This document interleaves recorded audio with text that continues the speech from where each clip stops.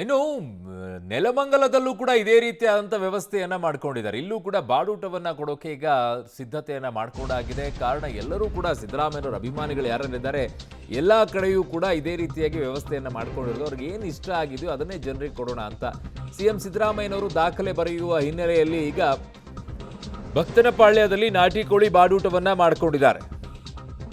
ಅಹಿಂದ ಯುವ ಒಕ್ಕೂಟದಿಂದ ನಾಟಿ ಕೋಳಿ ಬಾಡೂಟ 2,000 ಕೆಜಿ ನಾಟಿ ಕೋಳಿ 6,000 ಜನ ಸೇರುವ ಸಾಧ್ಯತೆ ಅಂತಿದ್ದಾರೆ. ಸೊ 1 ನಿಮಿಷಕ್ಕೆ 150 ಜನ ಊಟ ಕೊಡೋಕೆ ಸಿದ್ಧತೆ ಅಂತೆ. ಮುದ್ದೆ, ನಾಟಿ ಕೋಳಿ ಸಾರು, ಅನ್ನ, ರಸಮ್ಮು, ಸ್ವೀಟು ಎಲ್ಲ ತಯಾರಿ ಕೂಡ ನೆಲಮಂಗಲದಲ್ಲೂ ಕೂಡ ಇದೆ.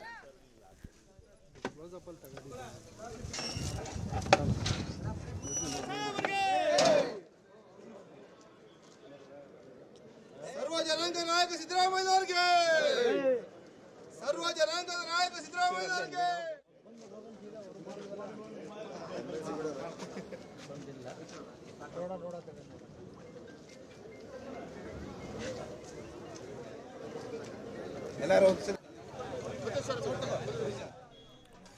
ಸೊ ಒಂದ್ ಕಡೆಗೆ ಮೈಸೂರಿನಲ್ಲಿ ಅವರ ನಿವಾಸದ ಮುಂಭಾಗದಲ್ಲೂ ಕೂಡ ನಾಟಿ ಕೋಳಿ ಪಲಾವನ್ನ ಕೊಡೋದು ಕೆಲಸ ಆಯಿತು. ಇನ್ನೊಂದು ಕಡೆಗೆ ಇಲ್ಲಿ ನೆಲಮಂಗಲದಲ್ಲೂ ಕೂಡ ಬೆಂಗಳೂರಿನ ಬಳಿ ಇಲ್ಲೂ ಕೂಡ ಭಕ್ತನಪಾಳ್ಯದಲ್ಲಿ ನಾಟಿ ಕೋಳಿ ಬಾಡೂಟಕ್ಕೆ ಸಿದ್ಧತೆಯನ್ನು ಮಾಡ್ಕೊಂಡಿದ್ದಾರೆ. ಎಲ್ಲ ತಯಾರಿಯನ್ನು ಮಾಡ್ಕೊಂಡಿದ್ದಾರೆ. ಬರುವಂಥ ಜನರಿಗೆ ಎಲ್ಲರಿಗೂ ಕೂಡ ಕೊಡೋಕೆ 6,000 ಜನರಿಗೆ ವ್ಯವಸ್ಥೆಯನ್ನು ಮಾಡ್ಕೊಂಡಿದ್ದಾರಂತೆ.